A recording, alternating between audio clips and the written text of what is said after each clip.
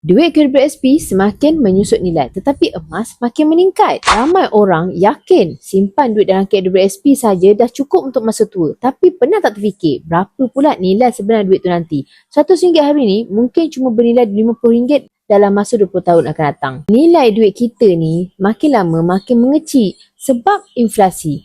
Gaji naik tapi kuasa beli menurun.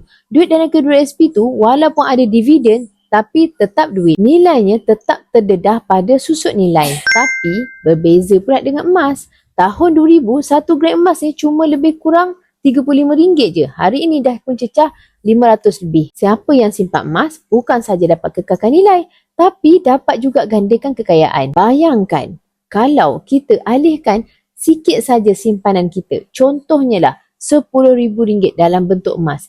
Kita tak hilang duit kita, tapi sebenarnya kita selamatkan nilai duit kita tu. Dalam 10 hingga 20 tahun nanti, mungkin nilainya akan naik jadi RM20,000 ataupun lebih. KWSP penting, tapi menyimpan emas lebih bijak.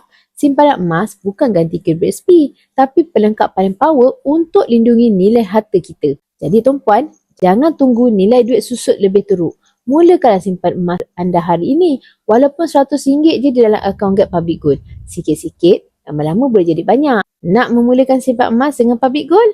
Boleh klik link bio saya. InsyaAllah saya akan bimbing sebaiknya. Emas, pasport kekayaan kita semua.